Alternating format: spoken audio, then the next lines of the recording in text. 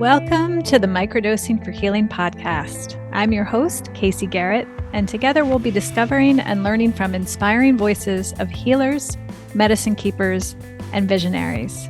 Every episode, we'll explore the world of health, vibrant wellness, and natural medicine for a new era of human society. Welcome to today's episode. Hello, everyone. Welcome to the podcast. My name is Casey Garrett, and this is the Microdosing for Healing podcast. So today I'm really excited to record a very special solo episode for you. This one is going to be deeply personal, and it's also going to mark our final episode of what has been our first quite extensive season of the podcast. So I wanted to first and foremost say thank you, all of you, to our beautiful community for supporting me and this work and all of the amazing guests that we have had on the podcast over the last year and a half or so. So if you are loving the podcast, don't be sad because we are going to be evolving into something new. You know, it's transformation is the name of the game for this coming year. And so we are riding along with that wave of change as well. So there's going to be new offerings coming for you. So stay tuned. I look forward to seeing you all and announcing those new offerings very soon. So today I wanted to take a moment to speak to a question I get asked within my community among my clients very, very frequently. And it's very personal, but I get this question so often that I wanted to share my story. It's a bit vulnerable to speak very publicly about it still, getting there. But I wanted to share an episode today about spiritual development and partnering with microdosing, earth medicine, mushroom practice for the development of your spiritual connection, your intuition, your psychic gifts, your connection with your guides and your angels.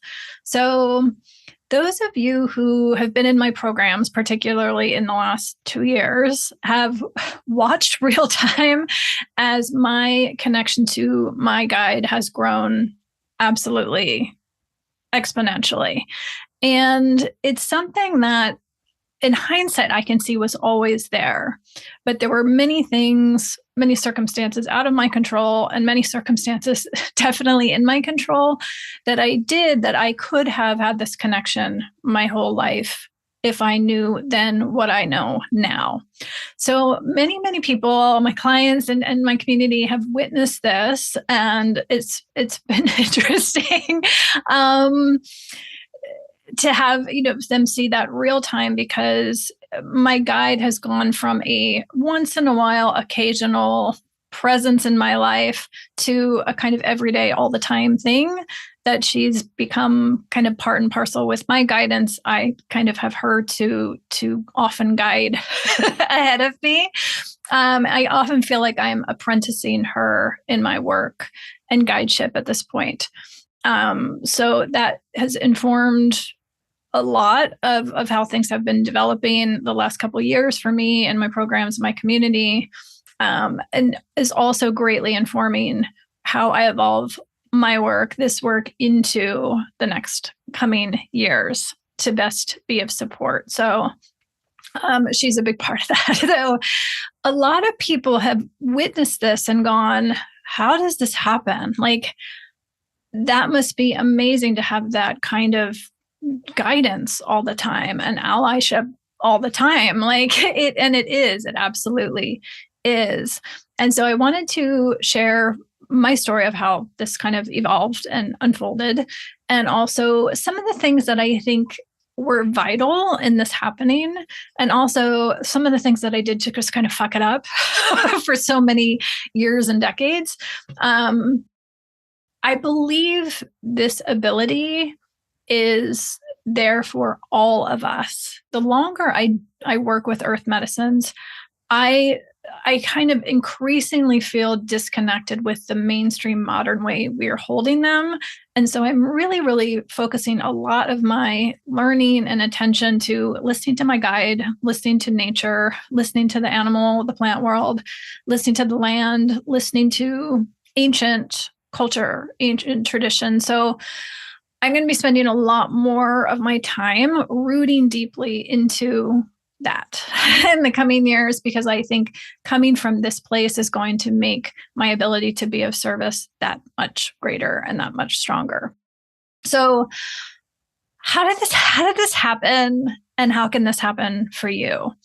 So definitely a huge part of it, I think, is grief.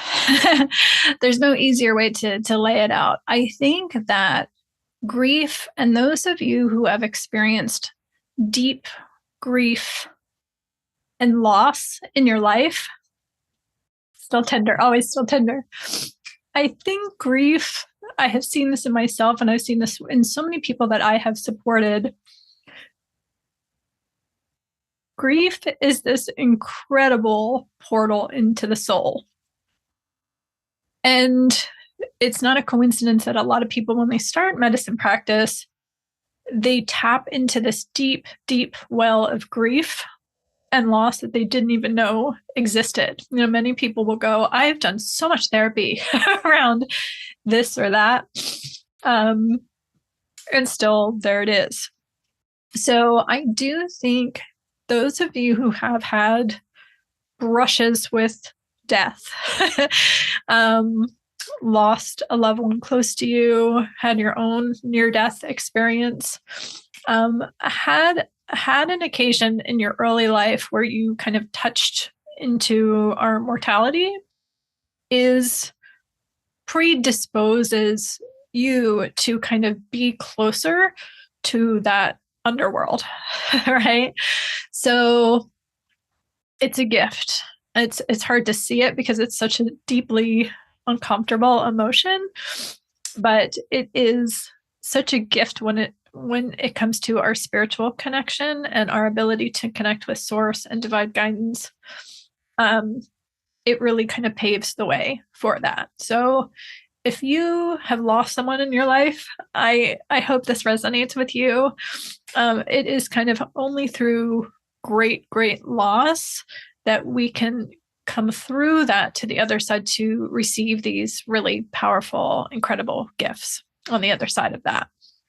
So looking back, I can see in childhood so clearly all of these signs, all of these symbols from strange hobbies I had, or affinities or interests, or things that you're drawn to. So I often encourage people who are interested in spiritual practice, like, look back, check back in with yourself and think, what were these like weird things I did as a kid that had no connection to my family? They just seemingly came out of the blue, that I couldn't stop doing, or I couldn't stop reading about, or I couldn't stop thinking about all of the time. Oftentimes those are clues to our angels, our guides, our past lives. In hindsight, when I zoom out now, it's like as clear as day. Like my guide is kind of like, hello. I was always there. I'm throwing down signs to you all the time. And now I can see it in hindsight. But I think we intentionally have this amnesia when we come into this body, into this lifetime. And that's part of the adventure of life, right? Like we have this innate blueprint that's encoded into our cells that knows. But it is our human experience to have the free will to follow our destiny or to get off track. And so a big part of medicine practice, I think, is that aligning factor. It will help you get back on track. However unfamiliarly or uncomfortably, it helps you tap back into that kind of spiritual alignment of your destiny, ready or not. So look for those little clues, those subtle clues, because I find when we affirm, something, especially when it's a sign that spirit has been laying out for us, a signpost, a guidepost, as soon as we recognize it and speak it and see it, Spirit's like, yes, yes, and gives us more, right? It's like the more you work that connection, it becomes stronger and stronger and stronger and stronger. So over time, the more you have these light bulbs go off and go, oh, okay, this trail of breadcrumbs was like being laid out for me from the start, right? So how do you get in the way of this? So in my own life and experience, a lot of it has to do with the things we do to cope. So lots of you listening and lots of you in our community would describe yourselves as very sensitive people. That's why you're here, right? And so your sensitivity is a liability in a lot of ways. And so this openness and this connection and the ability to connect and innate gifts that we have to cope with this modern world, we do a lot of things and choose a lot of things to numb ourselves. So these can be toxic relationships. This can be drama. This can be gossip. This can be really poor diet. This can be alcohol. This can be cigarettes. This can be prescription drugs and antidepressants and tranquilizers. All of these things that we do consciously or unconsciously to medicate ourselves and numb ourselves and kind of soothe that sensitivity we have, simultaneously create this incoherence in our energy that prevents us from fully tapping into it. So the way I see it now, like my guide has always been there, but for so many years, again, because of my sensitivity, I think I was doing a lot of it completely unconsciously in a way to cope and medicate myself I couldn't hear her, right?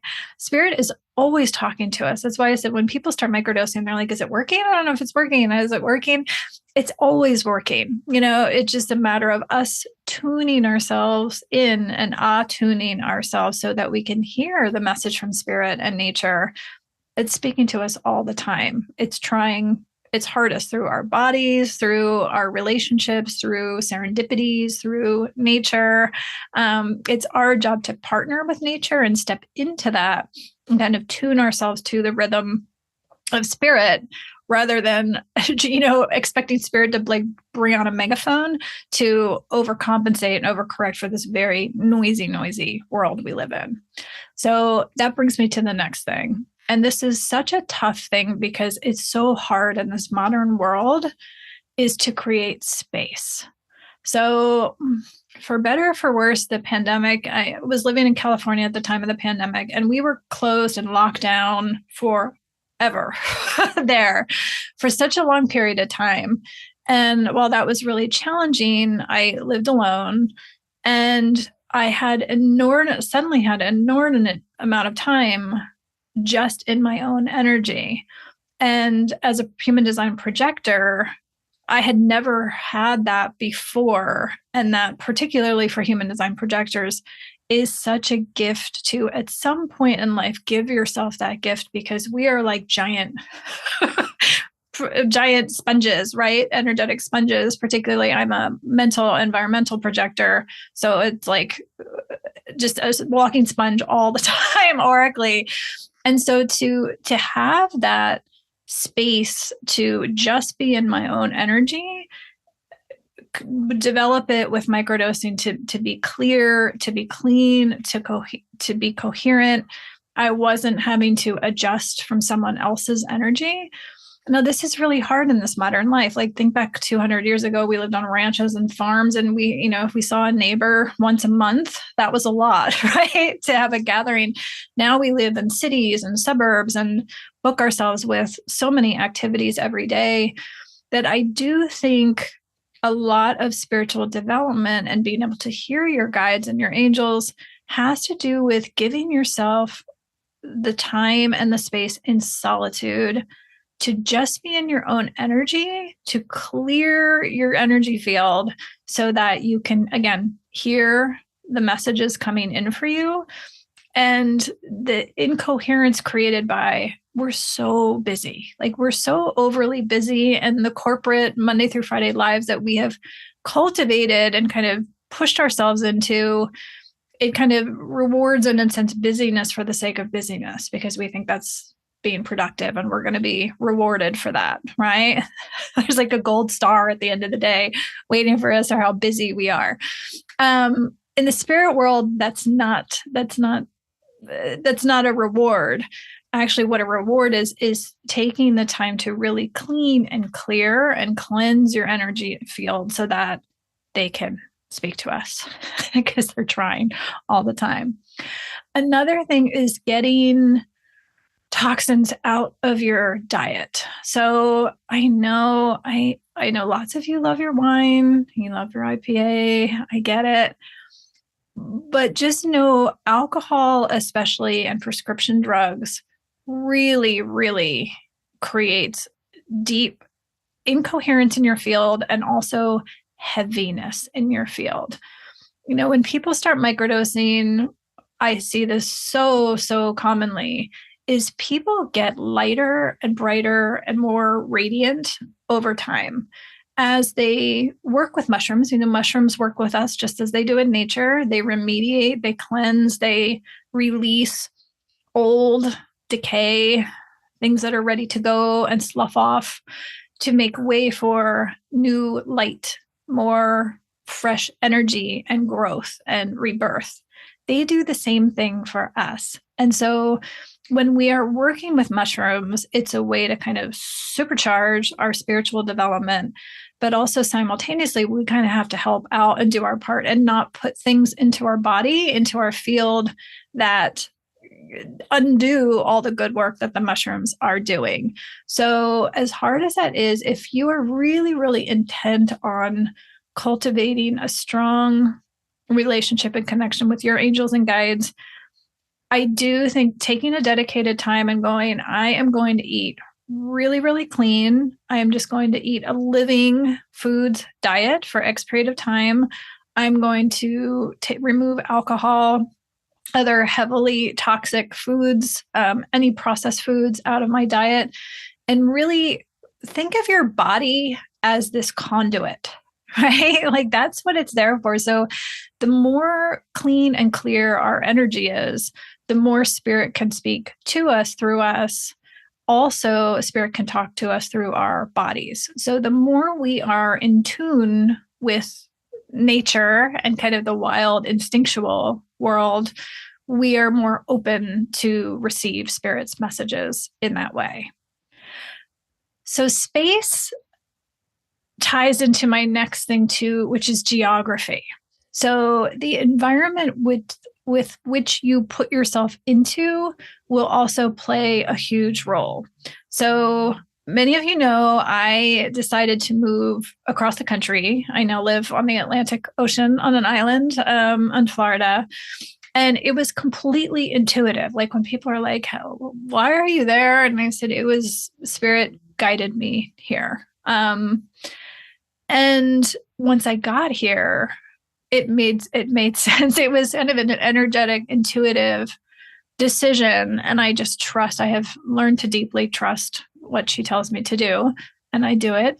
And once I got here, that was when my connection with her just, it absolutely blew open to an extent that I didn't even know was possible.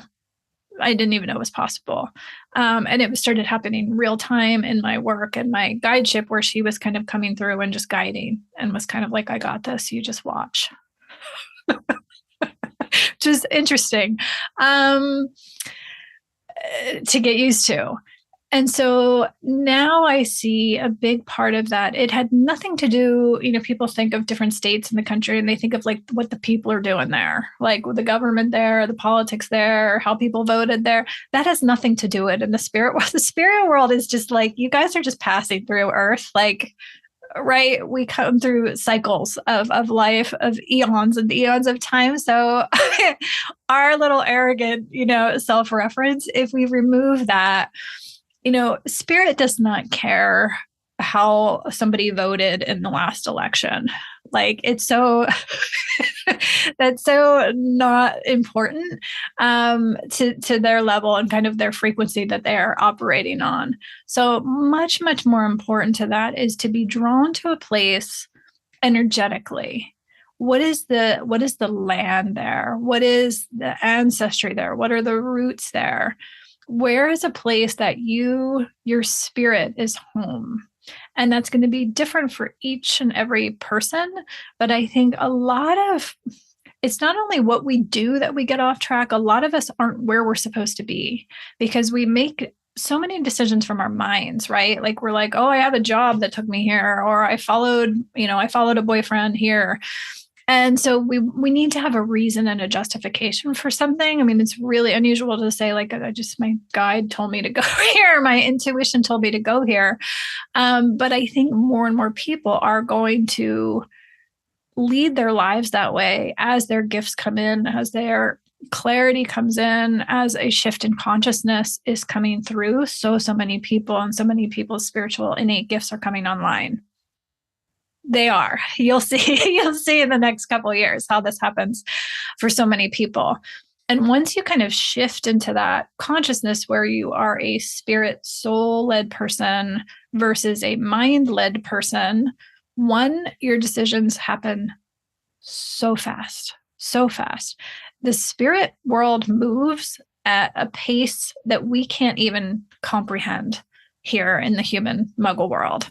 It's so fast. And so when you dial into this way of being and being led and guided, decisions become so effortless because they're not decisions at all. You just know, and you follow that versus kind of thinking things and justifying things and waiting for certainty.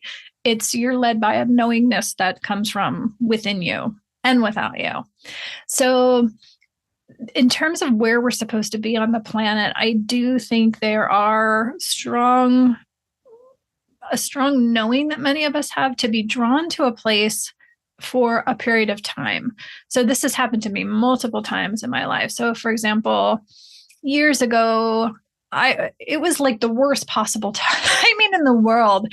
I was really, really intuitively drawn to go to Hawaii, to go to Kauai. And as soon as I made the decision, I got the intuitive hit, I made the decision and the commitment, and then everything conspired that I couldn't go. Like I had every logical mental reason not to go on this trip, but I didn't know what was going to be there to meet me, but I knew there was something in me that had to go on this trip. And was it easy? And I was like, no, it was not. I'll touch back on that in a minute. But it was on that trip that I met the person that introduced me to mushroom medicine, which then subsequently went on to change my entire life in every way and became the work that I do today. So that one moment hinged upon me following my intuition and not being able to override it with my logical mind, which was back then quite active. So another thing that I wanted to reflect upon is a lot of times people get hung up when they are working on their spiritual development and kind of cultivating that connection is they think that everything needs to become easy or frictionless when that's happening. And that's absolutely not the case. Like it was when I got the instruction that I needed to move across the country to be here for X period of time. It wasn't easy, right? Like it wasn't seamless. It wasn't frictionless. It wasn't easy. But in hindsight, it felt right, despite all of the friction to getting there. And so don't think that if you have doubts along the way or you have a lot of obstacles thrown up in the way, a lot of times I see it's just these little tests. Spirit's like testing and seeing where we're at and if we're truly ready to tap in. So those are some of the things I think that if you are really intentional and you know this is within yourself already, right? It's going to come forth in the coming years. What my guide has told me is like, if you have a distinct gift that is meant to come through in this lifetime, it's going to happen increasingly loudly. And it's everything that you try to do, like all the tricks that you do to try to suppress it and repress it, are going to not work anymore. The force of evolution and the force of this change is powerful, and it's pushing us forward. And so if you already kind of have these latent gifts within you, particularly when it comes to oracular gifts, like many of you have gifts to divine, right? To the spirit is talking to you through you, and it will be different for each of you. Some it'll be through your mind, some it'll be through your voice and expression, some it will be through the written word, some of it will be artistic. Some of you, it will be singing and instrumental. So these things, up until now, especially all of us alive on the planet at this time, we have gotten so far away from our soul self. But this is a time of reckoning. It's like we're at the very end of the end and the very beginning of the beginning. And it's almost, I see it as like this wave coming forth. It's like building. And soon it will be here in the next coming years. It's going to be undeniable. And a lot of people are going to be waking up to their gifts abruptly. So those of you, if you have this knowingness in you, it's coming. I think knowing that you can prepare for it is a good idea. Also knowing that if you are in the healing arts and you are in the caring profession, supporting people already, a lot of our work coming forth is going to be supporting people moving through this process, especially for those people who haven't had a grounding in healing or therapy in the past. So what has this meant to me personally? Everything, first of all. It comes, though, I would say, as a sacrifice in some ways, well worth it always. But I think it requires a certain level of dedication and a certain level of, I'll call it, loneliness, because you do need to set yourself apart from the normal muggle world, right? First of all, it's pretty easy because it becomes less and less interesting. But the challenge becomes, and it can be lonely sometimes, because having one foot in other worlds and having one foot in this world is challenging. Like it can feel very isolating. You know, oftentimes you will have no interest doing what most humans do for hobbies and for fun. And so that can be isolating at times. So I will say, in my experience, to this coming moment, these coming years, especially the next 2 to 3 years, make sure that if this is you, that you find your kindred spirits to be with. Because while this was happening to me and unfolding, you know, it's been unfolding over, you know, almost 50 years now, but it's really been in the last few years that it's just kind of really come on. And I've really leaned on my colleagues and my mentors and my teachers and my guide to kind of support me through what have been some pretty intense portals. So it's so important, especially when you can feel to really step into your gifts does require quite a bit of sacrifice, quite a bit of isolation and solitude. So simultaneously make sure you plug in to systems of support, have mentors and other colleagues who are all kind of moving through their own process. together will be really, really invaluable and really supportive to you. So, I think if there's one big thing I would love for you to take away from this episode is that healing and spiritual development is predicated on the things that you're doing, but it's also deeply predicated on the things that you're eliminating and removing from your life that get in the way. you know, when I think about it now, like everything, I'm a little bit wistful now that my guide is with me all the time, and the connection to her is so strong and so consistent now. At different times in my life, looking back, there were times when she really needed to get my attention, that she kind of busted through no matter what I was doing to get in the way. There were times in my life, looking back, where she came through very, very loud and very, very clear, because I really needed to get the message in that time to take a different, to see.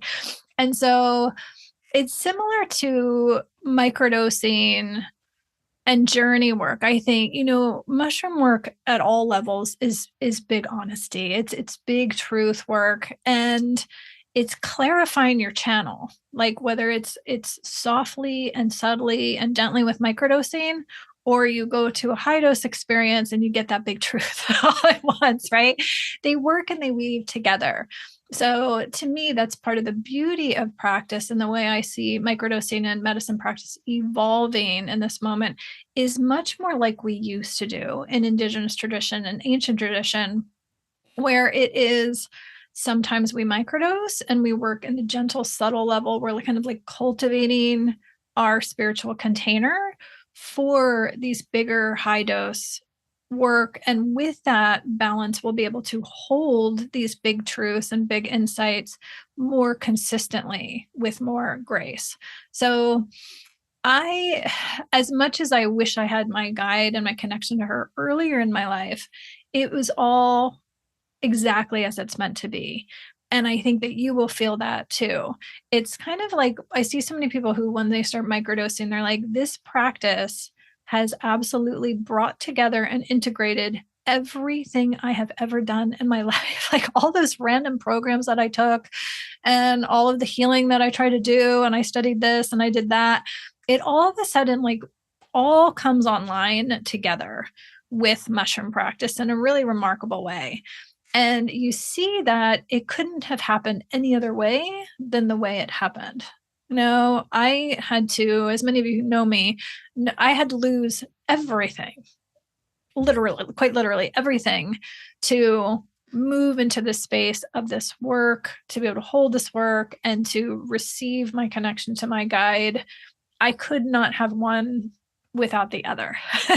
I have one because of the other. So trust that if you're feeling this deep yearning to connect with spirit simultaneously to, holy hell, like, I don't know what I'm stepping into. I'm so unfamiliar. I feel so disjointed and unfamiliar, and I've never been in this place before in my life. That's a sign that you're probably right on the cusp of what you have always been hoping for was there, right?